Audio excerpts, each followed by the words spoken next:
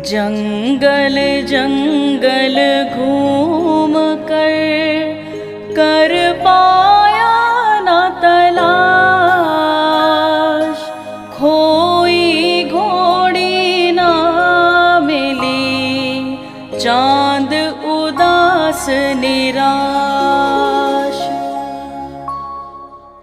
भागवत भगति अध्याय 4। एक दिन एक मुसलमान नौजवान औरंगाबाद ਜ਼ਿਲ੍ਹੇ ਦੇ ਸੰਘਣੇ ਬੀਹੜ ਜੰਗਲਾਂ ਵਿੱਚੋਂ ਹੋ ਕੇ ਲੰਘ ਰਿਹਾ ਸੀ। ਉਸ ਦਾ ਨਾਂ ਚਾਂਦ ਪਾਟਿਲ ਸੀ। ਉਸ ਦੀ ਘੋੜੀ ਗੁਆਚ ਗਈ ਸੀ ਅਤੇ ਉਹ ਜੰਗਲ ਭਟਕ ਕੇ ਉਸ ਦੀ ਤਲਾਸ਼ ਕਰ ਰਿਹਾ ਸੀ। ਚਾਂਦ ਪਾਟਿਲ ਨੇ ਇੱਕ ਦਰਖਤ ਹੇਠਾਂ ਇੱਕ ਨੌਜਵਾਨ ਫਕੀਰ ਨੂੰ ਦੇਖਿਆ ਤਾਂ ਉਹ ਹੈਰਾਨ ਰਹਿ ਗਿਆ। ਉਸ ਦੇ ਮਨ ਵਿੱਚ ਖਿਆਲ ਆਇਆ, ਓਏ, ਇਸ ਸੁਨਸਾਨ ਸੰਗਲੇ ਜੰਗਲ ਵਿੱਚ ਇਹ ਫਕੀਰ, ਉਹ ਵੀ ਕੱਚੀ ਉਮਰ ਦਾ ਨੌਜਵਾਨ, ਕਿਤੇ ਇਹ ਅਨਾਥਾਂ ਦੀ ਮਾਂ ਤਾਂ ਨਹੀਂ? ਕਿਤੇ ਇਹ ਬੇਸਹਾਰਿਆਂ ਨੂੰ ਸਹਾਰਾ ਦੇਣ ਵਾਲਾ ਤਾਂ ਨਹੀਂ?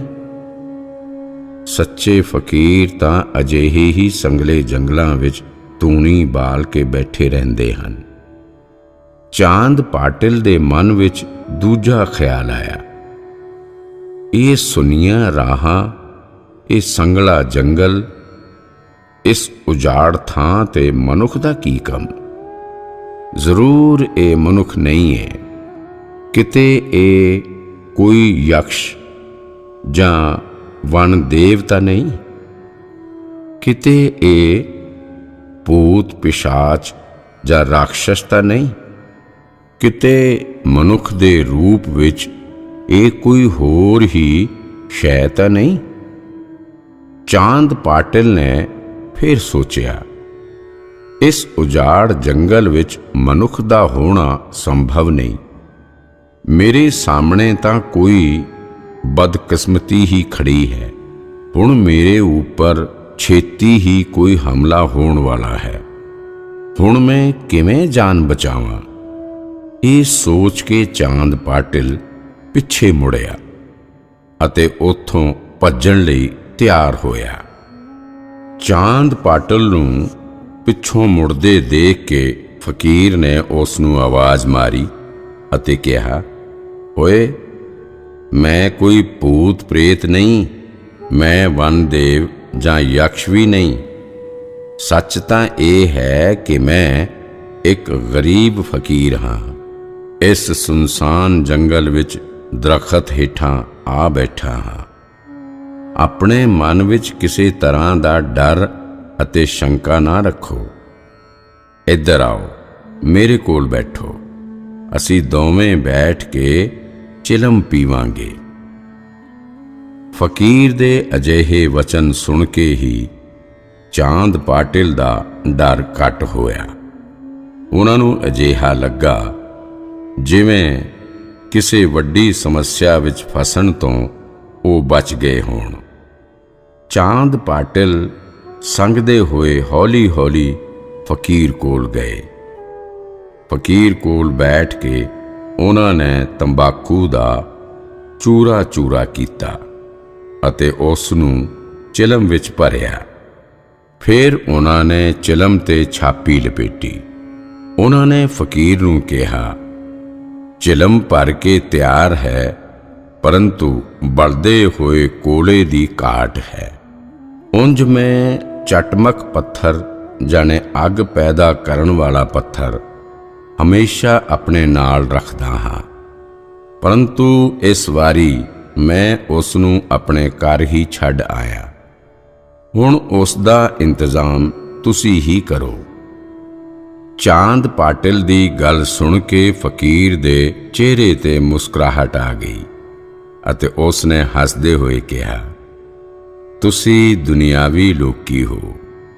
ਤੁਹਾਡੀ ਜ਼ਿੰਦਗੀ ਵਿੱਚ ਹਮੇਸ਼ਾ ਹੀ ਕੁਝ ਨਾ ਕੁਝ ਰੁਕਾਵਟਾਂ ਆਉਂਦੀਆਂ ਰਹਿੰਦੀਆਂ ਹਨ। ਤੁਹਾਡੇ ਕੋਲ ਆਪਣੇ ਸੁੱਖ ਲਈ, ਤੁਹਾਡੇ ਕੋਲ ਜੋ ਸੁੱਖ ਦਿਖਾਈ ਦਿੰਦੇ ਹਨ, ਉਹ ਸਾਰੇ ਉਧਾਰ ਲਏ ਹੋਏ ਹਨ। ਤੁਸੀਂ ਹਰ ਦਿਨ ਦੂਜਿਆਂ ਦੀ ਸਹਾਇਤਾ ਦੇ ਮੁਹਤਾਜ ਰਹਿੰਦੇ ਹੋ। ਤੁਹਾਨੂੰ ਦੇਖ ਕੇ ਮੈਨੂੰ ਅਜਿਹਾ ਲੱਗਦਾ ਹੈ ਜਿਵੇਂ ਤੁਹਾਡਾ ਜਨਮ ਹੀ ਬੇਕਾਰ ਹੋਵੇ। ਅੱਗੇ ਫਕੀਰ ਨੇ ਕਿਹਾ, ਅੱਗ ਦਾ ਮੂਲ ਸਰੋਤ ਜਾਂ ਆਦਿ ਸਰੋਤ ਸੂਰਜ ਜਾਣੇ ਤੇਜ ਹੈ, ਜਿਸ ਦੀ ਸ਼ਕਤੀ ਪੂਰੇ ਬ੍ਰਹਮੰਡ ਵਿੱਚ ਫੈਲੀ ਹੋਈ ਹੈ। ਫਿਰ ਅੱਗ ਹਾਸਲ ਕਰਨ ਲਈ ਚਿੰਤਾ ਕਿਹੋ ਜਿਹੀ? ਇੰਨਾ ਕਹਿ ਕੇ ਫਰੀਦ ਨੇ ਚਿਮਟੇ ਨੂੰ ਜ਼ਮੀਨ ਤੇ ਜ਼ੋਰ ਨਾਲ ਸੁੱਟਿਆ। ਇਸ ਨਾਲ ਜ਼ਮੀਨ ਵਿੱਚੋਂ ਅੱਗ ਦਾ ਅੰਗਾਰਾ ਨਿਕਲਿਆ। ਉਹਨਾਂ ਨੇ ਅੰਗਾਰੇ ਨੂੰ ਚਿਲਮ ਤੇ ਰੱਖਿਆ, ਕੱਪੜੇ ਦੀ ਛਾਪੀ ਦੂਰ ਸੁੱਟ ਦਿੱਤੀ। ਅਜਿਹਾ ਕਰਦਿਆਂ ਫਕੀਰ ਨੇ ધિੱਕਾਰਪੂਰਨ ਮੁਦਰਾ ਪ੍ਰਗਟਾਈ। ਇਨਸਾਨ ਸਿਰਫ ਇਨਸਾਨ ਹੀ ਬਣਿਆ ਰਹਿਣਾ ਚਾਹੁੰਦਾ ਹੈ। ਉਹ ਆਪਣੀ ਕੁਝ ਸ਼ਕਤੀ ਤੱਕ ਹੀ ਸੀਮਿਤ ਰਹਿ ਜਾਂਦਾ ਹੈ। ਇਨਸਾਨ ਜੇ ਕੋਸ਼ਿਸ਼ ਕਰੇ ਤਾਂ ਉਹ ਭਗਵਾਨ ਵੀ ਬਣ ਸਕਦਾ ਹੈ ਅਤੇ ਅਨੰਤ ਸ਼ਕਤੀਆਂ ਵੀ ਹਾਸਲ ਕਰ ਸਕਦਾ ਹੈ।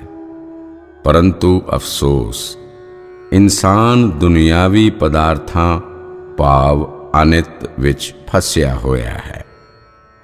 ਉਸ ਨੂੰ ਇਸ ਜਗਤ ਵਿੱਚ ਆ ਕੇ ਜਿੰਨਾ ਸ਼ਕਤੀਆਂ ਦਾ ਵਿਕਾਸ ਕਰਨਾ ਸੀ, ਉਸ ਹਾਲਤ ਵਿੱਚ ਉਹ ਕਦਮ ਨਹੀਂ ਵਧਾਉਂਦਾ, ਅੱਗੇ ਨਹੀਂ ਵੱਧਦਾ।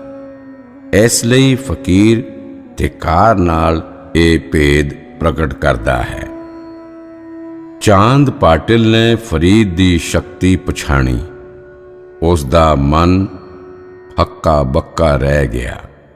ਉਸ ਨੇ ਸਦਭਾਵਨਾ ਤੇ ਆਦਰ ਨਾਲ ਫਕੀਰ ਦੇ ਪੈਰਾਂ ਵਿੱਚ ਸਿਰ ਝੁਕਾ ਦਿੱਤਾ।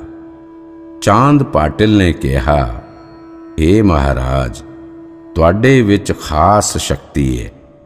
ਤੁਸੀਂ ਅਲੌਕਿਕ ਤਾਕਤਾਂ ਦੇ ਮਾਲਕ ਹੋ। ਤੁਸੀਂ ਈਸ਼ਵਰ ਦੇ ਨੁਮਾਇੰਦੇ ਜਾਣੇ ਪੈਗੰਬਰ ਹੋ। ਮੇਰੀ ਖੁਸ਼ਕਿਸਮਤੀ ਹੈ ਕਿ ਮੇਰੀ ਮੁਲਾਕਾਤ ਤੁਹਾਡੇ ਨਾਲ ਹੋਈ। ਚਾਂਦ ਪਾਟਿਲ ਬੋਲੇ, हे ਸ਼ਕਤੀ ਸੰਪੰਨ, ਮੈਂ 4 ਦਿਨਾਂ ਤੋਂ ਜੰਗਲ ਭਟਕ ਰਿਹਾ ਹਾਂ। ਭੁੱਖਾ ਪਿਆਸਾ ਆਪਣੇ ਘੋੜੇ ਨੂੰ ਲੱਭ ਰਿਹਾ ਹਾਂ। ਉਹ ਘੋੜਾ 400 ਰੁਪਏ ਦਾ ਸੀ, ਤੁਰਕੀ ਨਸਲ ਦਾ, ਤੇਜ਼ ਚਾਲ ਵਾਲਾ, 40 ਕੋਹ ਦੀ ਦੂਰੀ ਇੱਕ ਵਾਰੀ ਤੈਅ ਕਰਨ ਵਾਲਾ। ਉਹ ਘੋੜਾ ਕਈ ਗੁਣਾ ਵਾਲਾ ਸੀ।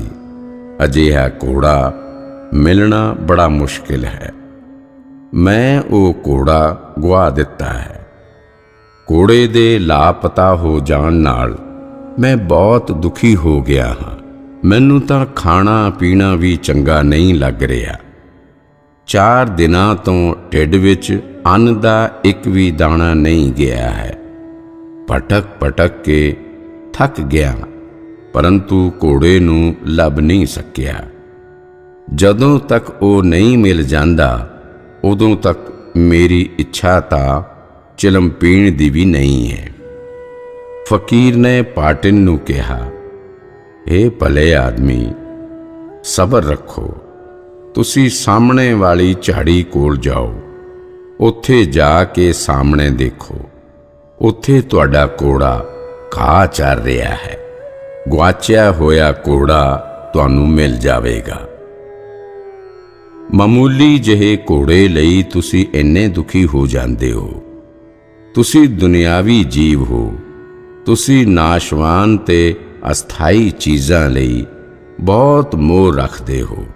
ਤੁਹਾਡਾ ਬੱਚਾ ਥੋੜੀ ਦੇਰ ਲਈ ਇੱਧਰ ਉੱਧਰ ਚਲਾ ਜਾਂਦਾ ਹੈ ਤਾਂ ਉਸ ਦੀ ਖੋਜ ਵਿੱਚ ਤੁਸੀਂ ਗਲੀ ਭਟਕਦੇ ਫਿਰਦੇ ਹੋ। ਤੁਹਾਡੀ ਪਤਨੀ ਜੇ ਘਰ ਛੱਡ ਕੇ ਚਲੀ ਜਾਂਦੀ ਹੈ ਤਾਂ ਉਸ ਦੇ ਗਮ ਵਿੱਚ ਤੁਸੀਂ ਅੱਖਾਂ ਭਰ ਕੇ ਹੰਝੂ ਵਹਾਉਂਦੇ ਹੋ। ਛੋਟਾ ਮੋਟਾ ਦੁੱਖ ਆਉਂਦੇ ਹੀ ਆਪਣਾ ਸਿਰ ਫੜ ਕੇ ਬੈਠ ਜਾਂਦੇ ਹੋ। ਤੁਹਾਡੇ ਘਰੋਂ ਕੋਈ ਚੀਜ਼ ਚੋਰੀ ਹੋ ਜਾਵੇ ਤਾਂ ਤੁਸੀਂ ਛਾਤੀ ਪਿੱਟ ਕੇ ਰੋਂਦੇ ਹੋ। ਜੇ ਤੁਹਾਡੇ ਘਰ ਵਿੱਚ ਅੱਗ ਲੱਗ ਜਾਂਦੀ ਹੈ ਤਾਂ ਤੁਸੀਂ ਗਲੇ ਵਿੱਚ ਸ਼ੰਖ ਪਾ ਕੇ ਚੀਖਦੇ ਹੋ ਅਤੇ ਪੂਰੇ ਪਿੰਡ ਦੀ ਭੀੜ ਇਕੱਠੀ ਕਰ ਲੈਂਦੇ ਹੋ।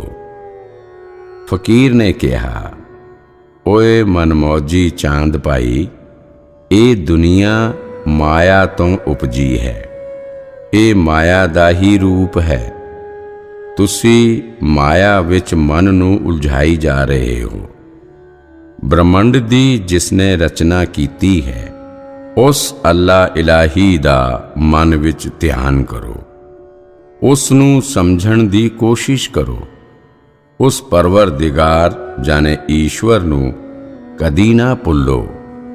ਉਹ ਈਸ਼ਵਰ ਇਸ ਸੰਸਾਰ ਦਾ ਮੂਲ ਸਰੋਤ ਹੈ, ਆਦਿ ਕਾਰਨ ਹੈ। ਉਹ ਸਾਰੇ ਸੁੱਖਾਂ ਦਾ ਸਾਗਰ ਹੈ, ਉਹੀ ਇੱਕਮਾਤਰ ਸੱਚ ਹੈ। ਇਸ ਲਈ ਤੁਸੀਂ ਉਸ ਦੀ ਖੋਜ ਕਿਉਂ ਨਹੀਂ ਕਰਦੇ?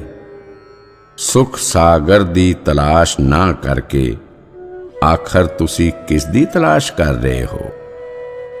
ਨਫਾ ਨੁਕਸਾਨ ਇੱਕ ਦੂਜੇ ਦੇ ਰਿਸ਼ਤੇਦਾਰ ਹਨ। ਇਹਨਾਂ ਦੋਹਾਂ ਦਾ ਆਪਸ ਵਿੱਚ ਸੰਬੰਧ ਹੈ। ਇਹ ਇੱਕ ਦੂਜੇ ਤੇ ਨਿਰਭਰ ਹਨ। ਇੱਕ ਦੂਜੇ ਨੂੰ ਜਾਣੇ ਸਮਝੇ ਬਿਨਾ ਦੂਜੇ ਦੇ ਮਹੱਤਵ ਬਾਰੇ ਜਾਣ ਨਹੀਂ ਸਕਦੇ। ਗਰਮੀ ਦੀ ਰੁੱਤ ਵਿੱਚ ਗਰਮੀ ਪੈਂਦੀ ਹੈ, ਇਸ ਤੋਂ ਬਾਅਦ ਬਰਖਾ ਦੀ ਰੁੱਤ ਆਉਂਦੀ ਹੈ। ਗਰਮੀ ਦੇ ਤਾਪ ਤੋਂ ਬਾਅਦ ਹੀ ਵਰਖਾ ਦਾ ਮਹੱਤਵ ਜਾਣਿਆ ਜਾ ਸਕਦਾ ਹੈ। ਗਰਮੀ ਤੇ ਵਰਖਾ ਇੱਕ ਦੂਜੇ ਦੇ ਰਿਸ਼ਤੇਦਾਰ ਹਨ। ਇੱਕ ਦੇ ਮਹੱਤਵ ਨੂੰ ਜਾਣੇ ਬਿਨਾ ਦੂਜੇ ਦੇ ਮਹੱਤਵ ਨੂੰ ਨਹੀਂ ਜਾਣਿਆ ਜਾ ਸਕਦਾ। ਓਏ ਚਾਂਦ ਭਾਈ, ਤੁਸੀਂ ਇੱਕ ਘੋੜੇ ਲਈ ਇੰਨੀ ਫਿਕਰ ਕਿਉਂ ਕਰ ਰਹੇ ਹੋ? ਕੀ ਤੁਸੀਂ ਕਦੀ ਈਸ਼ਵਰ ਨੂੰ ਲੱਭਣ ਦੀ ਥੋੜੀ ਜਿਹੀ ਵੀ ਚਿੰਤਾ ਕੀਤੀ ਹੈ? ਉਸ ਦੇ ਲਈ ਕੀ ਤੁਹਾਡੇ ਮਨ ਵਿੱਚ ਥੋੜੀ ਜਿਹੀ ਵੀ ਹਲਚਲ ਪੈਦਾ ਹੋਈ ਹੈ? ਤੁਸੀਂ ਬੇਕਾਰ ਦੀ ਤਲਾਸ਼ ਕਰਦੇ ਫਿਰਦੇ ਹੋ। ਸੱਚ ਦੀ ਤਲਾਸ਼ ਕਰਦੇ ਸਮੇਂ ਮੌਨ ਅਤੇ ਖਾਮੋਸ਼ ਹੋ ਜਾਂਦੇ ਹੋ। ਤੁਸੀਂ ਸ਼ੇਰ ਦੇ ਬੱਚੇ ਨੂੰ ਛੱਡ ਕੇ ਬੱਕਰੀ ਦੇ ਬੱਚੇ ਦੀ ਇੱਛਾ ਕਿਉਂ ਕਰਦੇ ਹੋ? ਫਕੀਰ ਦੇ ਅਜਿਹੇ ਵਚਨ ਸੁਣ ਕੇ ਚਾਂਦ ਪਾਟਿਲ ਮੌਨ ਜਾਣੇ ਚੁੱਪ ਰਹਿ ਗਏ। ਫਿਰ ਉਹ ਬੋਲੇ, ਹੇ ਗਿਆਨੀ ਫਕੀਰ, ਤੁਸੀਂ ਗਿਆਨ ਦੇ ਭੰਡਾਰ ਹੋ। ਤੁਹਾਡੇ ਅਨੋਖੇ ਗਿਆਨ ਦੀ ਵਡਿਆਈ ਕਰਨ ਵਿੱਚ ਮੈਂ ਸਮਰੱਥ ਨਹੀਂ ਹਾਂ। ਮੇਰੇ ਸ਼ਬਦਾਂ ਵਿੱਚ ਇੰਨੀ ਸਮਰੱਥ ਨਹੀਂ ਕਿ ਉਹ ਤੁਹਾਡੇ ਅਥਾਹ ਗਿਆਨ ਦੀ ਵਡਿਆਈ ਕਰ ਸਕੇ। ਇੰਨਾ ਕਹਿ ਕੇ ਚਾਂਦ ਪਾਟਿਲ ਝਾੜੀ ਵੱਲ ਗਏ। ਉੱਥੇ ਉਹਨਾਂ ਦਾ ਕੋੜਾ ਹਰੀ ਹਰੀ ਘਾਹ ਚਰ ਰਿਹਾ ਸੀ। ਪਾਟਿਲ ਨੇ ਆਪਣਾ ਕੋੜਾ ਫੜ ਲਿਆ। ਕੋੜਾ ਮਿਲਣ ਤੇ ਪਾਟਿਲ ਦੇ ਮਨ ਵਿੱਚ ਅਨੋਖਾ ਆਨੰਦ ਭਰ ਗਿਆ। ਜਿਵੇਂ ਪਤਨੀ ਦੇ ਪਿਆਰ ਕਰਨ ਤੇ ਪਤੀ ਖੁਸ਼ ਹੁੰਦਾ ਹੈ ਅਤੇ ਜਿਵੇਂ ਸੁੱਕੇ ਖੇਤਾਂ ਵਿੱਚ ਮੀਂਹ ਪੈਣ ਤੇ ਕਿਸਾਨ ਖੁਸ਼ ਹੁੰਦਾ ਹੈ, ਉਸੇ ਤਰ੍ਹਾਂ ਗੁਆਚਿਆ ਕੋੜਾ ਮਿਲਣ ਤੇ ਚਾਂਦ ਭਾਈ ਖੁਸ਼ ਹੋਏ। ਇੱਕ ਹੱਥ ਨਾਲ ਕੋੜਾ ਫੜ ਕੇ ਚਾਂਦ ਪਾਟਿਲ ਫਕੀਰ ਕੋਲ ਆਏ। ਉਹਨਾਂ ਨੇ ਆਦਰ ਨਾਲ ਉਹਨਾਂ ਨੂੰ ਗਿਆਨੀ ਮੰਨ ਕੇ ਉਹਨਾਂ ਸਾਹਮਣੇ ਸਿਰ ਝੁਕਾਇਆ। ਫਿਰ ਪਾਟਿਲ ਬੋਲੇ, ਹੇ ਸਮਰੱਥਾਵਾਨ, ਤੁਸੀਂ ਇਸ ਉਜਾੜ ਵਿੱਚ ਕਿਉਂ ਬੈਠੇ ਹੋ? ਤੁਸੀਂ ਮੇਰੇ ਨਾਲ ਚੱਲੋ, ਮੇਰੇ ਘਰ ਨੂੰ ਪਵਿੱਤਰ ਕਰੋ, ਉੱਥੇ ਹੀ ਰਹੋ। ਹੁਣ ਤੁਸੀਂ ਮੇਰੀ ਬੇਨਤੀ ਤੇ ਕਿਸੇ ਤਰ੍ਹਾਂ ਦੀ ਨਾ ਨੁੱਕਰ ਨਾ ਕਰਿਓ ਅਤੇ ਮੇਰੇ ਘਰ ਹੀ ਡੇਰਾ ਲਾਓ। ਚਾਂਦ ਪਾਟਿਲ ਦੇ ਬੇਨਤੀ ਭਰੇ ਵਚਨ ਸੁਣ ਕੇ ਨੌਜਵਾਨ ਫਕੀਰ ਹੱਸਣ ਲੱਗਾ। ਫਕੀਰ ਨੇ ਕਿਹਾ, ਹੇ ਚਾਂਦ ਭਾਈ, ਮੈਂ ਠਹਿਰਿਆ ਇੱਕ ਫਕੀਰ, ਰਮਤਾ ਯੋਗੀ ਹਾਂ। ਮੈਂ ਘੋੜਾ, ਗੱਡੀ ਅਤੇ ਆਲੀਸ਼ਾਨ ਬੰਗਲਿਆਂ ਤੋਂ ਕੀ ਲੈਣਾ? ਉਂਝ ਅੱਜ ਮੈਂ ਤੁਹਾਡੇ ਘਰ ਨਹੀਂ ਆ ਸਕਦਾ। ਅੱਜ ਅਜਿਹਾ ਕਰ ਸਕਣਾ ਮੇਰੇ ਲਈ ਸੰਭਵ ਨਹੀਂ। ਤੁਸੀਂ ਵਾਰ-ਵਾਰ ਬੇਨਤੀ ਨਾ ਕਰੋ। ਮੈਂ ਸ਼ਾਇਦ ਕੱਲ ਜਾਂ ਫਿਰ ਕਿਸੇ ਦਿਨ ਤੁਹਾਡੇ ਘਰ ਆਵਾਂਗਾ। ਚਾਂਦ ਪਾਟਿਲ ਨੇ ਫਕੀਰ ਨੂੰ ਪ੍ਰਣਾਮ ਕੀਤਾ ਅਤੇ ਘੋੜੇ ਤੇ ਸਵਾਰ ਹੋ ਕੇ ਖੁਸ਼ੀ-ਖੁਸ਼ੀ ਆਪਣੇ ਘਰ ਵਾਪਸ ਆ ਗਏ। ਦੂਜੇ ਦਿਨ ਫਕੀਰ ਆਪਣੀ ਮਰਜ਼ੀ ਨਾਲ ਚਾਂਦ ਪਾਟਿਲ ਦੇ ਪਿੰਡ ਧੂਪ ਖੇੜਾ ਪਧਾਰੇ। ਉਹਨਾਂ ਦੇ ਦਰਸ਼ਨਾਂ ਲਈ ਸਾਰਾ ਧੂਪ ਖੇੜਾ ਪਿੰਡ ਆ ਗਿਆ। ਹਿੰਦੂ ਤੇ ਮੁਸਲਮਾਨ ਦੋਹਾਂ ਜਾਤੀਆਂ ਦੇ ਲੋਕਾਂ ਨੇ ਕਿਰਪਾ ਮੂਰਤੀ ਫਕੀਰ ਅੱਗੇ ਸਿਰ ਝੁਕਾਇਆ। ਮੁਸਲਮਾਨਾਂ ਨੇ ਉਹਨਾਂ ਨੂੰ ਇੱਕ ਪਹੁੰਚਿਆ ਹੋਇਆ ਔਲੀਆ ਮੰਨਿਆ। ਹਿੰਦੂਆਂ ਨੇ ਉਹਨਾਂ ਨੂੰ ਸਾਈਨਾਥ ਭਾਵ ਪਰਮ ਪਿਤਾ ਪਰਮੇਸ਼ਵਰ ਦੇ ਬਰਾਬਰ ਮੰਨਿਆ। ਦੋਵਾਂ ਜਾਤੀਆਂ ਦੇ ਲੋਕਾਂ ਨੇ ਉਹਨਾਂ ਦੇ ਪਵਿੱਤਰ ਚਰਨਾਂ ਵਿੱਚ ਆਪਣੀ ਆਪਣੀ ਸ਼ਰਧਾ ਤੇ ਭਗਤੀ ਭਾਵਨਾ ਪ੍ਰਗਟ ਕੀਤੀ। ਫਕੀਰ ਕੁਝ ਸਮੇਂ ਤੱਕ ਚਾਂਦ ਪਾਟਿਲ ਦੇ ਘਰ ਰਹੇ। ਬਾਅਦ ਵਿੱਚ ਚਾਂਦ ਭਾਈ ਦੀ ਪਤਨੀ ਦੇ ਭਤੀਜੇ ਦਾ ਵਿਆਹ ਸ਼ਿਰਡੀ ਪਿੰਡ ਦੀ ਕੁੜੀ ਨਾਲ ਤੈਅ ਹੋਇਆ।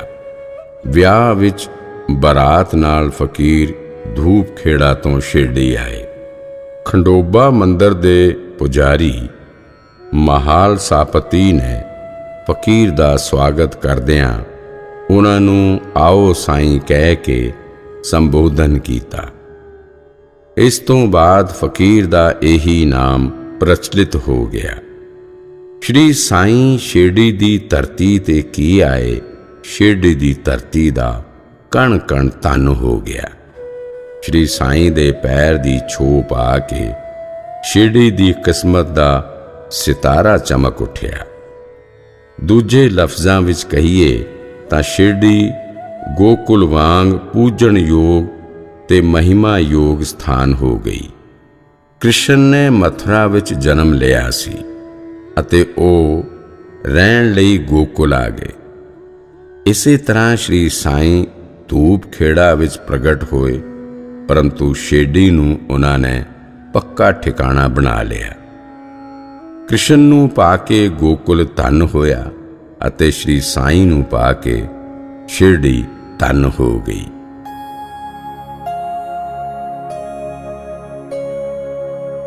धूप खेड़ा प्रकट हुए सुंदर तरुण फकीर,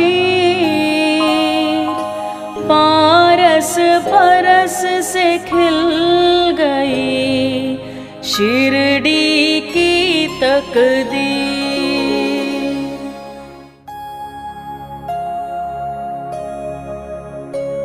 मुस्लिम जैसा साईं का लगता सूरत वेश, यह देवालय हिंदू का कर सकते ना प्रवेश।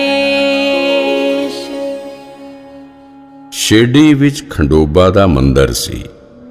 ਇਸ ਮੰਦਰ ਦੇ ਪੁਜਾਰੀ ਮਹਾਲਸਾਪਤੀ ਸਨ।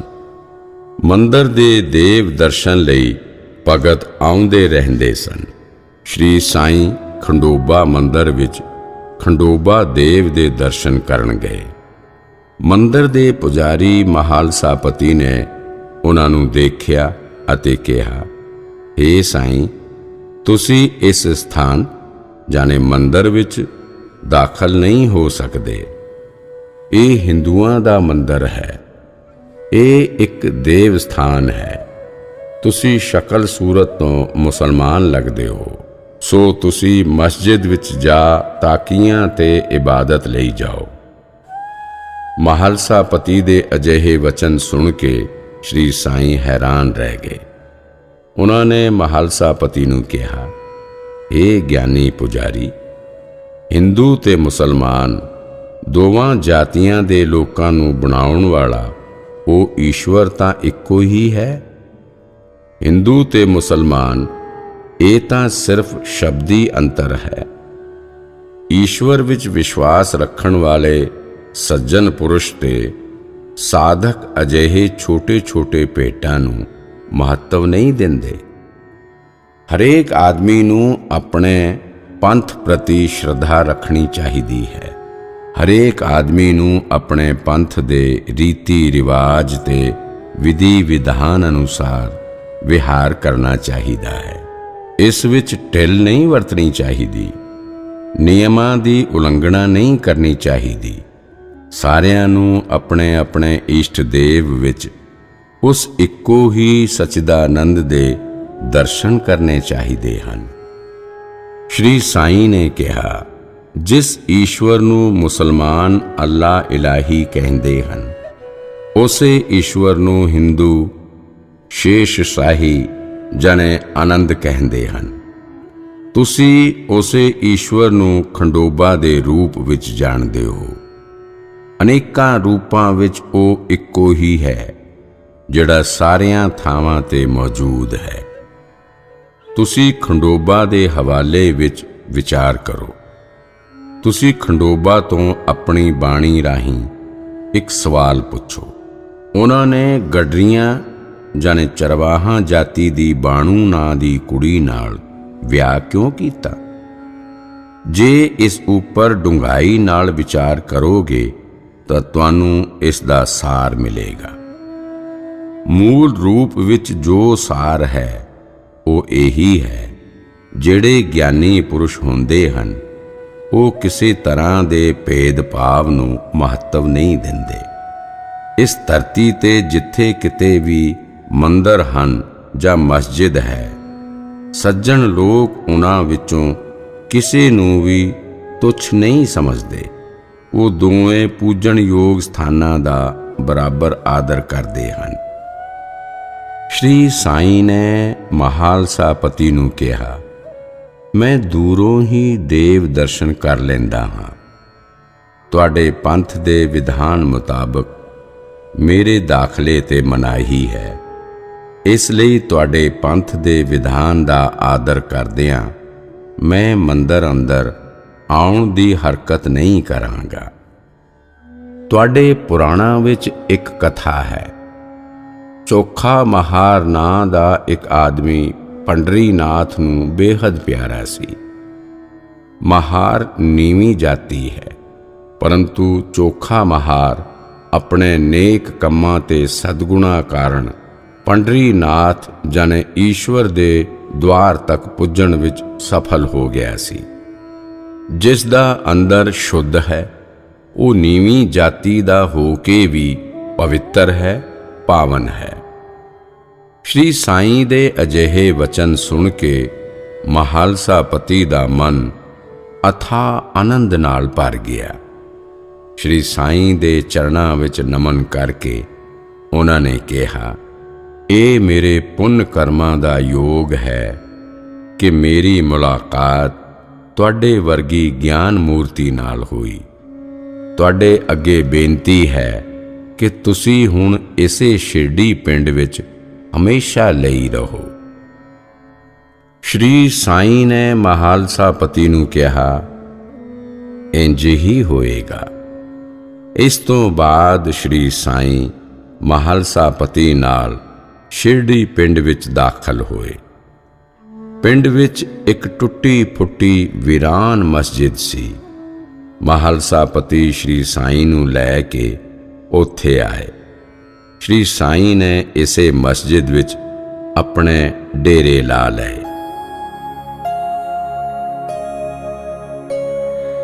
मस्जिद जर जर खंड हर पंछी करत बसेरा।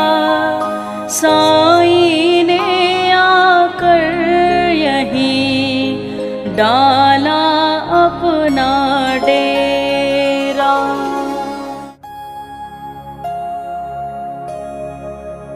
साईं सच्चे संत है गंगा नीर समान। हर पौधों को सींचते सद्गुरु को पहचान। साईं सुमेरु ज्ञान के बोले गंगा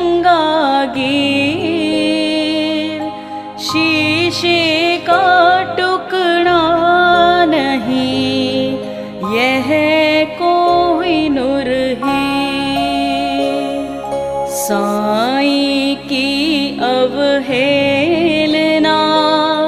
ना करना नादान।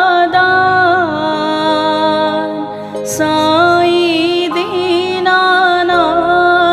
है, साई ईश समान। ਇੱਕ ਦਿਨ ਸ਼੍ਰੀ ਸਾਈਂ ਖੂਹ ਵਿੱਚੋਂ ਪਾਣੀ ਕੱਢ ਰਹੇ ਸਨ ਤਾਂ ਗੰਗਾ ਗੀਰ ਨਾਮੀ ਇੱਕ ਗਿਆਨੀ ਸੰਤ ਦੀ ਨਜ਼ਰ ਉਹਨਾਂ ਤੇ ਪਈ। ਗੰਗਾ ਗੀਰ ਪਾਰਖੂ ਸਨ। ਉਹਨਾਂ ਨੇ ਸ਼ਿਰਡੀ ਦੇ ਲੋਕਾਂ ਨੂੰ ਇਕੱਠਾ ਕੀਤਾ ਅਤੇ ਉਹਨਾਂ ਨੂੰ ਕਿਹਾ, ਹੇ ਸ਼ਿਰਡੀ ਵਾਸੀਓ, ਤੁਸੀਂ ਕਿੰਨੇ ਬੇਪਰਵਾਹ ਹੋ ਕਿ ਤੁਹਾਡੀਆਂ ਅੱਖਾਂ ਇਸ ਰਤਨ ਨੂੰ ਜਾਣੇ ਸ਼੍ਰੀ ਸਾਈਂ ਨੂੰ ਨਹੀਂ ਦੇਖਦੀਆਂ? ਕੀ ਤੁਸੀਂ ਆਪਣੇ ਪਿੰਡ ਵਿੱਚ ਰਹਿਣ ਵਾਲੇ ਅਨਮੋਲ ਹੀਰੇ ਨੂੰ ਨਹੀਂ ਪਰਖ ਸਕਦੇ? ਤੁਸੀਂ ਕਿੰਨੇ ਪਾਗਲ ਹੋ। ਝੂਠੇ ਸਾਧੂਆਂ ਦੇ ਚੱਕਰ ਵਿੱਚ ਤਾਂ ਤੁਸੀਂ ਜੰਗਲ ਜੰਗਲ ਭਟਕਦੇ ਫਿਰਦੇ ਹੋ ਅਤੇ ਸੱਚੇ ਸਾਧੂ ਨੂੰ ਨਾ ਪਛਾਣ ਕੇ ਉਸ ਦੀ ਅਣਦੇਖੀ ਕਰ ਦਿੰਦੇ ਹੋ।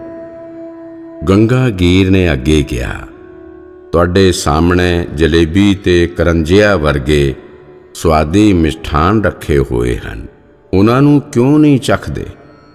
ਉਹਨਾਂ ਨੂੰ ਖਾ ਕੇ ਸੰਤੁਸ਼ਟ ਕਿਉਂ ਨਹੀਂ ਹੁੰਦੇ?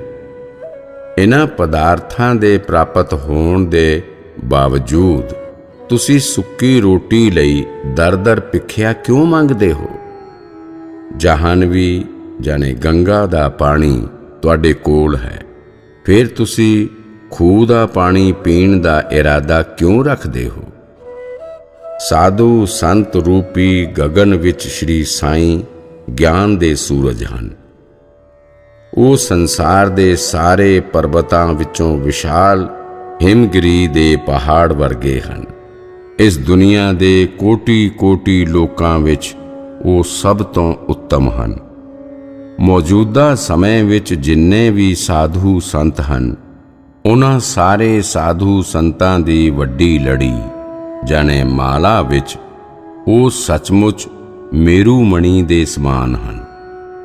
ਤੁਸੀਂ ਪਿੰਡ-ਪਿੰਡ ਭਟਕ ਕੇ ਸੱਚੇ ਸਾਧੂ ਦੀ ਖੋਜ ਕਰਦੇ ਘੁੰਮ ਰਹੇ ਹੋ। ਤੁਹਾਡੇ ਪਿੰਡ ਵਿੱਚ ਜਿਹੜਾ ਸਭ ਤੋਂ ਉੱਤਮ ਸੰਤ ਹੈ, ਉਸ ਨੂੰ ਪਛਾਣੋ। ਜੇਕਰ ਤੁਸੀਂ ਉਸ ਨੂੰ ਨਹੀਂ ਪਛਾਣਦੇ ਤਾਂ ਇਹ ਸਮਝੋ ਕਿ ਤੁਸੀਂ ਉਸ ਦੀ ਬੇਇੱਜ਼ਤੀ ਕਰ ਰਹੇ ਹੋ। ਇਸ ਲਈ ਤੁਸੀਂ ਸਭ ਤੋਂ ਉੱਤਮ ਸੰਤ ਸ਼੍ਰੀ ਸਾਈਂ ਦੀ ਜ਼ਰਾ ਜਿੰਨੀ ਵੀ ਅਣਦੇਖੀ ਨਾ ਕਰੋ, ਉਹਨਾਂ ਦਾ ਤਿਰਸਕਾਰ ਨਾ ਕਰੋ। ਉਹ ਸੰਤ ਤੁਹਾਡੇ ਸਾਰਿਆਂ ਲਈ ਕਲਿਆਣਕਾਰੀ ਸਿੱਧ ਹੋਣਗੇ। ਜਿਹੜੇ ਰਾਜ ਦੀ ਜਨਤਾ ਆਪਣੇ ਰਾਜੇ ਨੂੰ ਸੰਤੁਸ਼ਟ ਤੇ ਖੁਸ਼ ਨਹੀਂ ਰੱਖ ਸਕਦੀ, ਉਸ ਰਾਜ ਦੀ ਜਨਤਾ ਕਦੀ ਵੀ ਸੁਖੀ ਤੇ ਖੁਸ਼ਹਾਲ ਨਹੀਂ ਹੋ ਸਕਦੀ।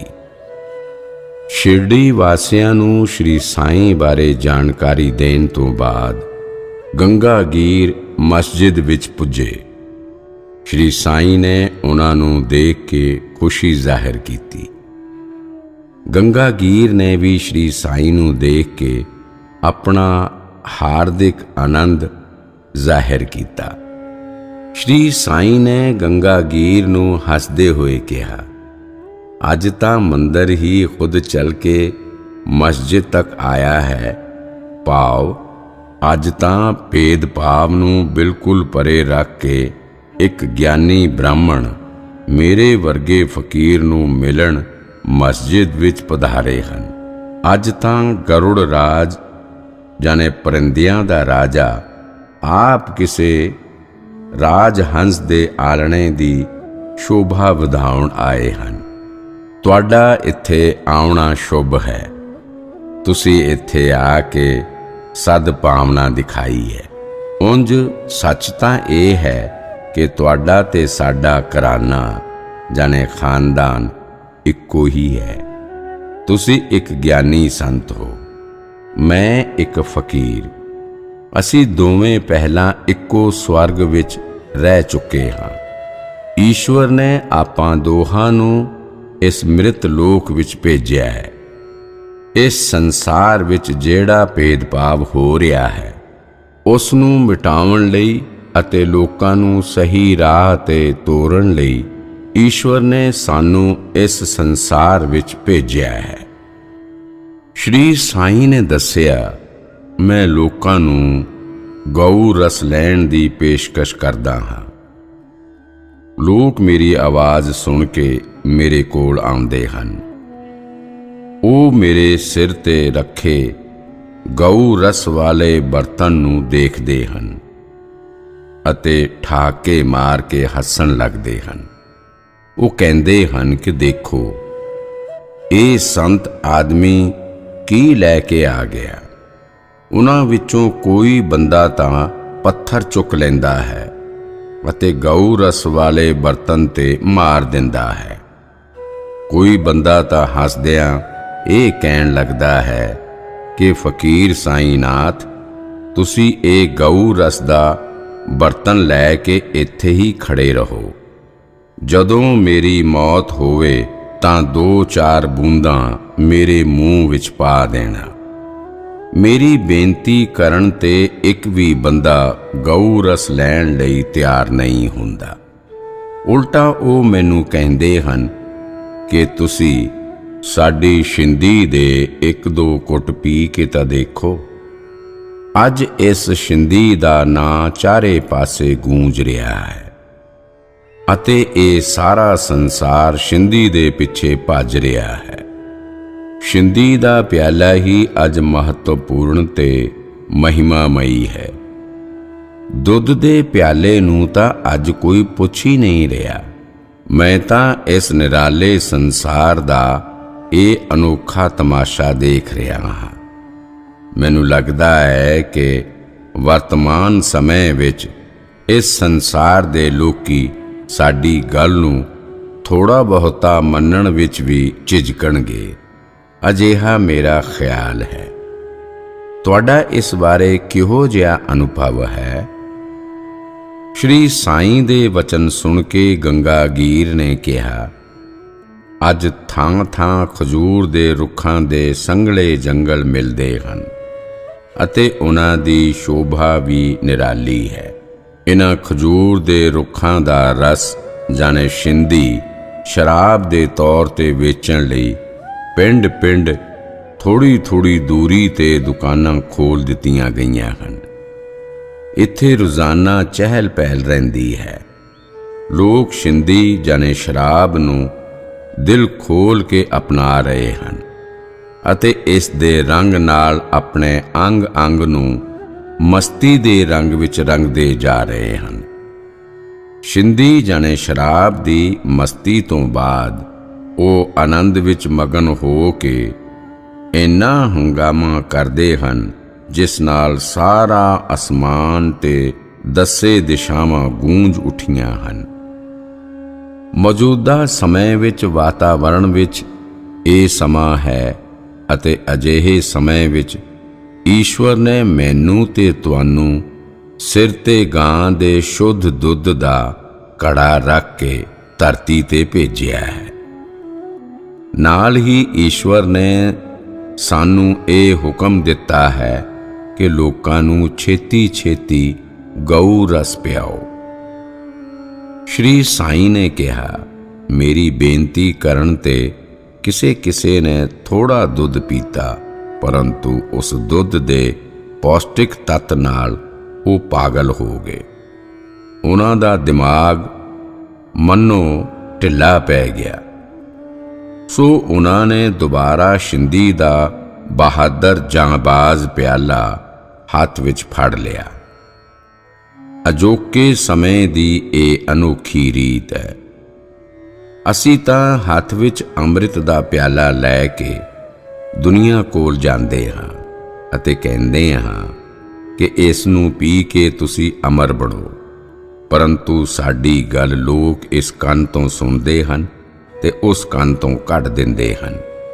ਉਹ ਤਾਂ ਸਾਨੂੰ ਕਹਿੰਦੇ ਹਨ ਕਿ ਉਹਨਾਂ ਨੂੰ ਤਾਂ ਸ਼ਿੰਦੀ ਜਾਣੇ ਜ਼ਹਿਰ ਰੂਪੀ ਸ਼ਰਾਬ ਦਾ ਹੀ ਪਿਆਲਾ ਚਾਹੀਦਾ ਹੈ, ਭਾਵੇਂ ਉਸ ਨੂੰ ਪੀ ਕੇ ਉਹਨਾਂ ਨੂੰ ਮੌਤ ਹੀ ਕਿਉਂ ਨਾ ਆ ਜਾਵੇ। ਲੋਕ ਸੱਚ ਦਾ ਅੰਮ੍ਰਿਤ ਪੀਣਾ ਹੀ ਨਹੀਂ ਚਾਹੁੰਦੇ, ਉਹ ਸੱਚ ਦਾ ਜ਼ਰਾ ਜਿੰਨਾ ਵੀ ਆਦਰ ਨਹੀਂ ਕਰਨਾ ਚਾਹੁੰਦੇ। ਸਾਰੇ ਝੂਠ ਦੀ ਜੈ ਜੈਕਾਰ ਕਰਨ ਵਿੱਚ ਲੱਗੇ ਹੋਏ ਹਨ ਅਤੇ ਝੂਠੀਆਂ ਝੰਡੀਆਂ ਲਹਿਰਾਉਣ ਵਿੱਚ ਮਸਤ ਹਨ। ਗੰਗਾਗੀਰ ਨੇ ਕਿਹਾ, ਮੈਂ ਵੀ ਕਈ ਵਾਰੀ ਅਜਿਹਾ ਹੀ ਮਹਿਸੂਸ ਕੀਤਾ। ਮੈਂ ਵੀ ਕਈ ਵਾਰੀ ਲੋਕਾਂ ਨੂੰ ਸਹੀ ਰਾਹ 'ਤੇ ਲਿਆਉਣ ਦੀ ਕੋਸ਼ਿਸ਼ ਕੀਤੀ। ਮੈਂ ਕੁਝ ਚੰਗਾ ਕਰਨ ਦੀ ਕੋਸ਼ਿਸ਼ ਕੀਤੀ, ਪਰੰਤੂ ਮੇਰੀ ਕੋਸ਼ਿਸ਼ ਅਸਫਲ ਰਹੀ। ਦੁਨੀਆ ਨੂੰ ਸਮੁੱਚੇ ਤੌਰ 'ਤੇ ਦੇਖਣ ਤੋਂ ਬਾਅਦ ਮੇਰੇ ਦਿਮਾਗ ਵਿੱਚ ਇਹ ਧਾਰਨਾ ਬਣੀ ਕਿ ਗਊ ਰਸ ਵੰਡਣ ਦੀ ਜ਼ਿੰਮੇਵਾਰੀ ਲੈ ਕੇ ਅਸੀਂ ਆਪਣੇ ਆਪ 'ਤੇ ਬੇਕਾਰ ਹੀ ਮਾਣ ਕਰਦੇ ਹਾਂ, ਕਿਉਂਕਿ ਇਸ ਨੂੰ ਲੈਣ ਵਾਲਾ ਕੋਈ ਵੀ ਨਹੀਂ।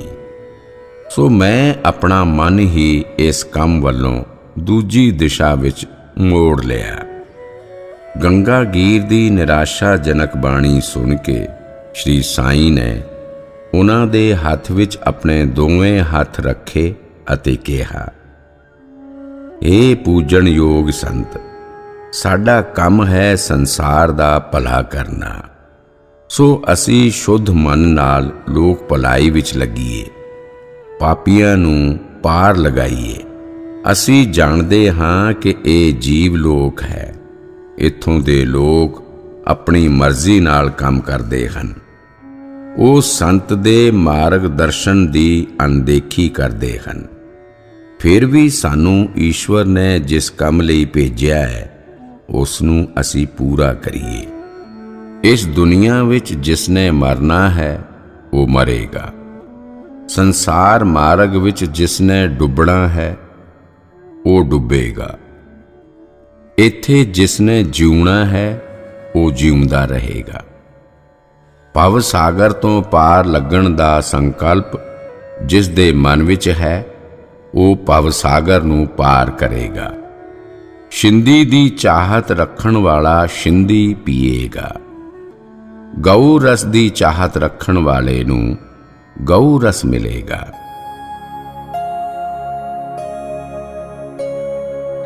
करते जग के आदमी मन मर्जी के काम, इमरत रस को छोड़ कर पीते शिंदी जा। सागर पार उतारने आते संत महान, साईं तुझे कराएंगे अमृत रस का पान।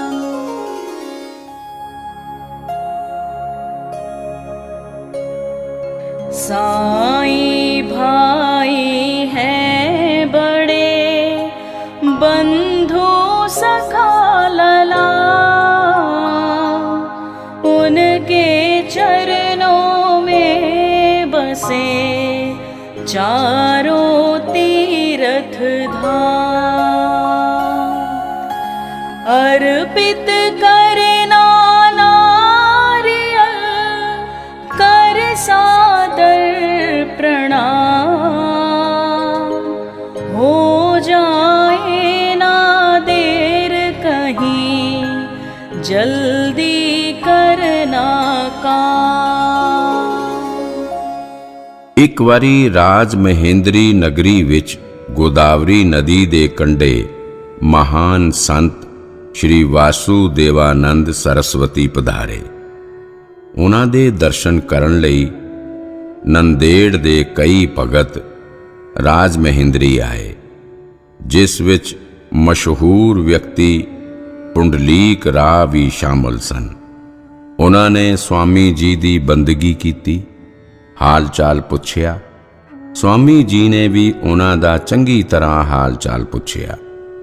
ਆਪਸੀ ਗੱਲਬਾਤ ਦੌਰਾਨ ਸ਼ਿਰਡੀ ਦੀ ਸਹਿਜ ਰੂਪ ਵਿੱਚ ਹੀ ਚਰਚਾ ਹੋਣ ਲੱਗੀ।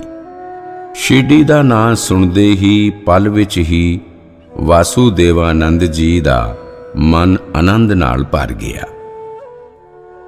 ਉਹਨਾਂ ਪੁੰਡਲੀਕ ਰਾਵ ਨੂੰ ਕਿਹਾ, ਸ਼੍ਰੀ ਸਾਈਂ ਮੁਸਲਮਾਨ ਹਨ, ਫਿਰ ਵੀ ਉਹ ਮੇਰੇ ਵੱਡੇ ਭਰਾ ਹਨ। ਮੈਂ ਜਾਤ ਦਾ ਬ੍ਰਾਹਮਣ ਹਾਂ, ਫਿਰ ਵੀ ਇੱਕ ਮੁਸਲਮਾਨ ਜਾਣੇ ਸ਼੍ਰੀ ਸਾਈਂ ਦੀ ਮੇਰੇ ਨਾਲ ਗੂੜੀ ਸਾਂਝ ਹੈ। ਅਜਿਹਾ ਪੂਰਵ ਜਨਮਾਂ ਤੋਂ ਹੈ। ਇਹ ਸੱਚ ਹੈ ਕਿ ਬੀਤੇ ਸਮੇਂ ਵਿੱਚ ਆਪਾਂ ਦੋਵੇਂ ਸੰਤ ਸੀ। ਯੁਗਾਂ ਤੱਕ ਇਹ ਸੱਚ ਚੱਲਦਾ ਰਹੇਗਾ। ਇਸ ਲਈ ਹਿੰਦੂ ਮੁਸਲਮਾਨ ਵਿੱਚ ਭੇਦਭਾਵ ਕਰਨਾ ਅਗਿਆਨਤਾ ਹੈ। ਵਾਸੂਦੇਵਾਨੰਦ ਜੀ ਨੇ ਕਿਹਾ ਕਿ ਬ੍ਰਾਹਮਣ ਦੇ 3 ਕੰਨ ਹੁੰਦੇ ਹਨ, ਕਿ ਮੁਸਲਮਾਨ ਦੇ 3.5 ਕੰਨ ਹੁੰਦੇ ਹਨ। ਜਾਤੀ ਦਾ ਭੇਦ ਕਰਨਾ ਦੋਸ਼ਪੂਰਨ ਹੈ, ਕਿਉਂਕਿ ਦੋਹਾਂ ਅੰਦਰ ਜੀਵਨ ਧਾਰਾ ਇੱਕੋ ਹੀ ਹੈ। ਹੇ ਪੁੰਡਲੀਕ ਰਾਓ, ਮੈਂ ਤੁਹਾਨੂੰ ਜੋ ਕਹਿ ਰਿਹਾ ਹਾਂ ਇਹ ਸੱਚ ਹੈ। ਇਸ ਨੂੰ ਹੈਰਾਨੀ ਭਰੀ ਜਾਂ ਸ਼ੰਕਾ ਭਰੀ ਨਜ਼ਰ ਨਾਲ ਨਾ ਦੇਖੋ। ਸ਼੍ਰੀ ਸਾਈਨਾਥ ਮਹਾਰਾਜ ਸੱਚਮੁੱਚ ਬ੍ਰਹਮ ਸੰਤ ਹਨ ਅਤੇ ਮੇਰੇ ਵੱਡੇ ਭਰਾ ਹਨ। ਹੇ ਪੁੰਡਲੀਕ ਰਾਓ, ਕੀ ਤੁਸੀਂ ਕਦੇ ਸ਼੍ਰੀ ਸਾਈਨਾਥ ਮਹਾਰਾਜ ਦੇ ਦਰਸ਼ਨ ਕਰਨ ਸ਼ਿਰਡੀ ਗਏ ਹੋ? ਜੇ ਨਹੀਂ ਗਏ ਤਾਂ ਛੇਤੀ ਉਹਨਾਂ ਦੇ ਦਰਸ਼ਨ ਕਰੋ।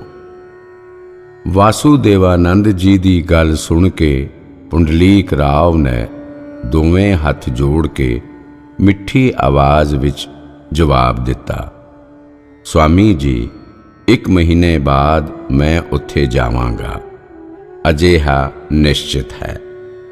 ਸਵਾਮੀ ਵਾਸੂਦੇਵਾਨੰਦ ਜੀ ਨੇ ਪੁੰਡਲੀਕ ਰਾਵ ਨੂੰ ਕਿਹਾ, ਮੇਰੀ ਇੱਕ ਗੱਲ ਧਿਆਨ ਨਾਲ ਸੁਣੋ। ਤੁਸੀਂ ਛੇਤੀ ਤੋਂ ਛੇਤੀ ਜਾ ਕੇ ਸ਼੍ਰੀ ਸਾਈਂ ਦੇ ਦਰਸ਼ਨ ਕਰੋ। 1 ਮਹੀਨੇ ਦੇ ਅੰਦਰ ਅੰਦਰ ਜਾਓ। ਭੁੱਲ ਨਾ ਕਰਿਓ, ਦੇਰੀ ਨਾ ਕਰਿਓ। ਤੁਸੀਂ ਜਦੋਂ ਉੱਥੇ ਜਾਓ ਤਾਂ ਮੇਰੇ ਵੱਲੋਂ ਇਹ ਨਾਰੀਅਲ ਉਹਨਾਂ ਨੂੰ ਸਨਮਾਨ ਵਜੋਂ ਭੇਟ ਕਰਨਾ ਅਤੇ ਮੇਰੇ ਵੱਲੋਂ ਉਹਨਾਂ ਨੂੰ ਆਦਰ ਸਹਿਤ ਪ੍ਰਣਾਮ ਕਹਿਣਾ। ਹਾਲਾਂਕਿ ਮੈਂ ਇੱਕ ਸਵਾਮੀ ਹਾਂ ਅਤੇ ਪਰੰਪਰਾਗਤ ਰੀਤੀ ਮੁਤਾਬਕ ਅਸੀਂ ਸਵਾਮੀ ਕਿਸੇ ਨੂੰ ਪ੍ਰਣਾਮ ਜਾਂ ਬੰਦਗੀ ਨਹੀਂ ਕਰਦੇ। ਸ਼੍ਰੀ ਸਾਈਂ ਸਾਹਮਣੇ ਸਾਡੀ ਇਸ ਰੀਤੀ ਤੇ ਪਰੰਪਰਾਗਤ ਵਿਹਾਰ ਦਾ ਕੋਈ ਮਤਲਬ ਨਹੀਂ। ਉਹਨਾਂ ਸਾਹਮਣੇ ਸਾਡੇ ਸਾਰੇ ਬੰਧਨਾਂ ਦਾ ਕੋਈ ਮਹੱਤਵ ਨਹੀਂ ਹੈ। ਸ਼੍ਰੀ ਸਾਈਂ ਇੱਕ ਫਕੀਰ ਹੈ, ਮੈਂ ਇੱਕ ਸੰਨਿਆਸੀ ਹਾਂ। ਉਹਨਾਂ ਦੇ ਸਾਹਮਣੇ ਕਰਮ ਅਕਰਮ, ਰੀਤੀ ਬੰਧਨ, ਕਰਨੀ ਅਕਰਨੀ ਆਦਿ ਦਾ ਕੋਈ ਸਵਾਲ ਹੀ ਨਹੀਂ ਉੱਠਦਾ। ਸੂਰਜ ਸਾਹਮਣੇ ਸ਼ੁੱਧ ਅਸ਼ੁੱਧ ਕੀ, ਉਹ ਤਾਂ ਅਸ਼ੁੱਧ ਨੂੰ ਵੀ ਸ਼ੁੱਧ ਕਰਨ ਦਾ ਸਮਰਥ ਰੱਖਦਾ ਹੈ। ਪੁੰਡਲੀਕ ਰਾਵ ਨੇ ਸਵਾਮੀ ਜੀ ਨੂੰ ਭਰੋਸਾ ਦਿੰਦਿਆਂ ਕਿਹਾ, ਮੈਂ ਇਸੇ ਮਹੀਨੇ ਸ਼੍ਰੀ ਸਾਈਂ ਦੇ ਦਰਸ਼ਨ ਕਰਾਂਗਾ। ਉਹਨਾਂ ਨੇ ਸਵਾਮੀ ਜੀ ਤੋਂ ਨਾਰੀਅਲ ਲੈ ਕੇ ਕਿਹਾ, ਇਹ ਸਨਮਾਨ ਨਾਲ ਸ਼੍ਰੀ ਸਾਈਂ ਨੂੰ ਭੇਂਟ ਕੀਤਾ ਜਾਵੇਗਾ। ਪੁੰਡਲੀਕ ਰਾਵ 1 ਮਹੀਨੇ ਦੇ ਅੰਦਰ ਹੀ ਆਪਣੇ ਸਾਥੀਆਂ ਨਾਲ ਸ਼ਿਰਡੀ ਲਈ ਰਵਾਨਾ ਹੋ ਗਏ। ਕੋਪਰਗਾਉਂ ਤੋਂ ਜਾਣ ਵਾਲੀ ਗੱਡੀ ਵਿੱਚ ਅਜੇ ਕਾਫੀ ਸਮਾਂ ਬਾਕੀ ਸੀ। ਸਾਰਿਆਂ ਨੂੰ ਭੁੱਖ ਲੱਗੀ ਸੀ, ਸੋ ਸਾਰੇ ਸਾਹਮਣੇ ਨਦੀ ਦੇ ਕੰਢੇ ਤੇ ਨਾਸ਼ਤਾ ਖਾਣ ਲਈ ਬੈਠ ਗਏ। ਉਹਨਾਂ ਕੋਲ ਪੋਟਲੀ ਵਿੱਚ ਭੁੱਜਿਆ ਹੋਇਆ ਚਿਵੜਾ ਬਣਿਆ ਸੀ। ਪੋਟਲੀ ਖੋਲੀ ਗਈ ਅਤੇ ਸਾਰੇ ਚਿਵੜਾ ਖਾਣ ਲੱਗੇ। ਚਿਵੜਾ ਖਾਣ ਵਿੱਚ ਕਰਾਰਾ ਸੀ। ਉਸ ਵਿੱਚ ਮਿਰਚ ਕੁਝ ਜ਼ਿਆਦਾ ਪਾਈ ਹੋਈ ਸੀ। ਚਿਵੜੇ ਨੂੰ ਖਾਣ ਯੋਗ ਬਣਾਉਣ ਲਈ ਨਾਰੀਅਲ ਕੱਢਿਆ ਗਿਆ। ਉਸ ਨੂੰ ਤੋੜ ਕੇ ਚਿਵੜੇ ਵਿੱਚ ਮਿਲਾ ਦਿੱਤਾ ਗਿਆ ਅਤੇ ਨਾਸ਼ਤੇ ਨਾਲ ਉਸ ਨੂੰ ਖਾਣੇ ਵਜੋਂ ਵਰਤਿਆ ਗਿਆ। ਪੁੰਡਲੀਕ ਰਾਵ ਇਹ ਭੁੱਲ ਗਏ ਕਿ ਨਾਰੀਅਲ ਸ਼੍ਰੀ ਸਾਈਂ ਨੂੰ ਭੇਟ ਕਰਨ ਲਈ ਸੀ ਅਤੇ ਉਸ ਨੂੰ ਤੋੜ ਕੇ ਖਾ ਲਿਆ ਗਿਆ। ਦੁਪਹਿਰ ਵੇਲੇ ਸਾਰੇ ਸ਼ਿਰਡੀ ਪਹੁੰਚ ਗਏ। ਸਾਰੇ ਸ਼੍ਰੀ ਸਾਈਂ ਦੇ ਦਰਸ਼ਨ ਕਰਨ ਮਸਜਿਦ ਵੱਲ ਗਏ। ਪੁੰਡਲੀਕ ਰਾਵ ਨੇ ਜਿਉਂ ਹੀ ਸ਼੍ਰੀ ਸਾਈਂ ਦੇ ਦਰਸ਼ਨ ਕੀਤੇ, ਸ਼੍ਰੀ ਸਾਈਂ ਨੇ ਉਹਨਾਂ ਨੂੰ ਕਿਹਾ, ਤੁਸੀਂ ਇੱਕ ਚੰਗੇ ਗ੍ਰਹਿਸਥ ਹੋ ਅਤੇ ਚੰਗਾ ਗ੍ਰਹਿਸਥ ਵਿਹਾਰ ਵਿੱਚ ਪ੍ਰਮਾਣਿਕਤਾ ਵਰਤਦਾ ਹੈ। ਉਸ ਦਾ ਲੈਣ ਦੇਣ ਸਾਫ਼ ਸੁਥਰਾ ਹੁੰਦਾ ਹੈ। ਮੇਰੇ ਪਿਆਰੇ ਦੋਸਤ ਨੇ ਤੁਹਾਨੂੰ ਜਿਹੜਾ ਨਾਰੀਅਲ ਮੈਨੂੰ ਭੇਂਟ ਕਰਨ ਲਈ ਦਿੱਤਾ ਸੀ, ਉਹ ਤੁਸੀਂ ਬਿਨਾਂ ਦੇਰ ਕੀਤਿਆਂ ਮੈਨੂੰ ਦਿਓ।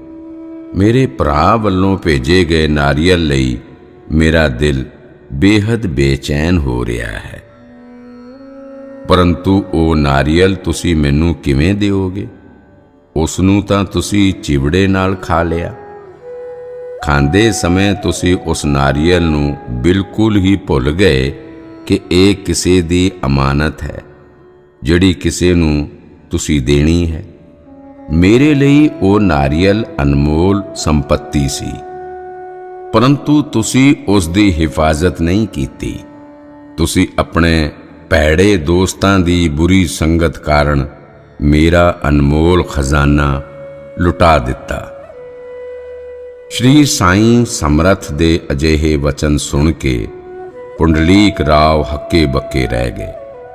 ਉਹ ਸ਼੍ਰੀ ਸਾਈਂ ਦੇ ਪੈਰਾਂ ਵਿੱਚ ਝੁਕ ਗਏ। ਆਪਣੇ ਸਿਰ ਤੇ ਅਚਾਨਕ ਦੋਸ਼ ਲੱਗਣ ਕਾਰਨ ਉਹ ਥੋੜੇ ਕਾਲੇ ਪੈ ਗਏ ਅਤੇ ਬਿਨਾਂ ਸੋਚੇ ਸਮਝੇ ਬੋਲ ਪਏ, ਮਹਾਰਾਜ, ਸੱਚਮੁੱਚ ਅਸੀਂ ਨਾਰੀਅਲ ਬਾਰੇ ਭੁੱਲ ਗਏ। ਸਾਨੂੰ ਭੁੱਖ ਲੱਗੀ ਅਤੇ ਤਿੱਖੇ ਚਿਵੜਿਆਂ ਨੂੰ ਮਿੱਠਾ ਕਰਨ ਲਈ ਅਸੀਂ ਆਪਣੀ ਮਰਜ਼ੀ ਨਾਲ ਨਾਰੀਅਲ ਤੋੜ ਕੇ ਉਸ ਵਿੱਚ ਮਿਲਾ ਲਿਆ। ਇਸ ਲਈ ਇਹ ਮੇਰੀ ਵੱਡੀ ਭੁੱਲ ਹੈ। ਤੁਹਾਡੇ ਪ੍ਰਤੀ ਇਹ ਇੱਕ ਅਪਰਾਧ ਹੈ। ਤੁਸੀਂ ਮੈਨੂੰ ਮਾਫ਼ ਕਰੋ। ਮੈਂ ਇੰਜ ਕਰਦਾ ਹਾਂ ਕਿ ਉਸ ਨਾਰੀਅਲ ਬਦਲੇ ਤੁਹਾਨੂੰ ਹੋਰ ਨਾਰੀਅਲ ਲਿਆ ਕੇ ਦਿੰਦਾ ਹਾਂ। ਪੁੰਡਲੀਕ ਰਾਓ ਦੂਸਰਾ ਨਾਰੀਅਲ ਲਿਆਉਣ ਲਈ ਜਿਉਂ ਹੀ ਉੱਠੇ, ਸਾਈਂ ਨੇ ਉਹਨਾਂ ਦਾ ਹੱਥ ਫੜ ਕੇ ਵਾਪਸ ਬਿਠਾਇਆ ਅਤੇ ਹੱਸ ਕੇ ਕਿਹਾ, ਪੁੰਡਲੀਕ ਰਾਓ, ਦੂਜਾ ਨਾਰੀਅਲ ਲਿਆਉਣ ਦੀ ਲੋੜ ਨਹੀਂ। ਵਾਸੂਦੇਵਾਨੰਦ ਜੀ ਵੱਲੋਂ ਦਿੱਤਾ ਗਿਆ ਨਾਰੀਅਲ ਬੇਸ਼ਕੀਮਤੀ ਸੀ। ਕੋਈ ਹੋਰ ਨਾਰੀਅਲ ਉਸ ਦੀ ਬਰਾਬਰੀ ਨਹੀਂ ਕਰ ਸਕਦਾ। ਗੋਦਾਵਰੀ ਦੇ ਪਵਿੱਤਰ ਪਾਣੀ ਦੀ ਕੀਮਤ ਅਨਮੋਲ ਹੈ।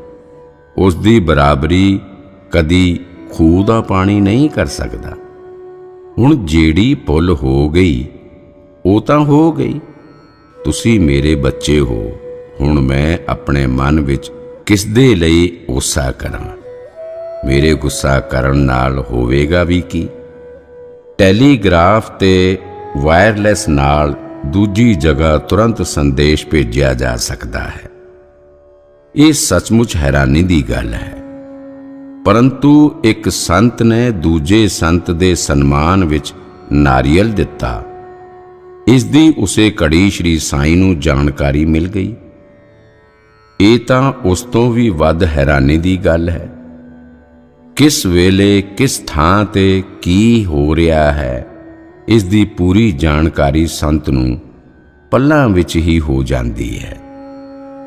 ਪ੍ਰਾਚੀਨ ਕਾਲ ਵਿੱਚ ਇਸ ਲੋਕ ਵਿੱਚ ਕੁਝ ਅਜਿਹੇ ਸਮਰੱਥ ਵਿਅਕਤੀ ਵੀ ਸਨ, ਜਿਨ੍ਹਾਂ ਨੂੰ ਸਮੇਂ, ਹਾਲਾਤ ਤੇ ਘਟਨਾ ਦੀ ਪੂਰੀ ਜਾਣਕਾਰੀ ਹੁੰਦੀ ਸੀ। ਉਹਨਾਂ ਨੇ ਇਸ ਕਲਾ ਨੂੰ ਕਾਇਮ ਰੱਖਿਆ ਹੋਇਆ ਸੀ ਅਤੇ ਅਨੇਕਾਂ ਭਗਤ ਕਿੱਥੇ ਕਿਸ ਹਾਲ ਵਿੱਚ ਹਨ, ਇਹ ਪਤਾ ਲਗਾਉਣ ਲਈ ਇਸ ਕਲਾ ਦੀ ਵਰਤੋਂ ਕਰਦੇ ਸਨ।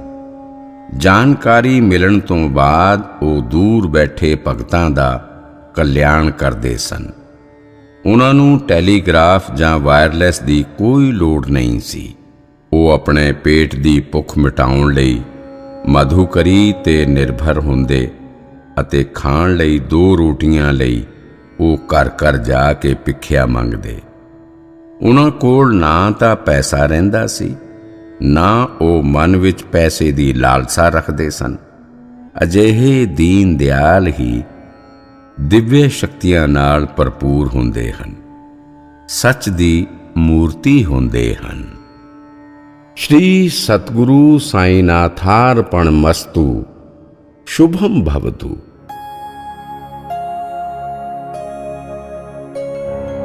कहाँ कहाँ क्या हो रहा किसका किसको ज्ञान, साईं सब कुछ जानते, साईं संत महान। क्षण क्षण पल पल की खबर उनको रहती ज्ञान,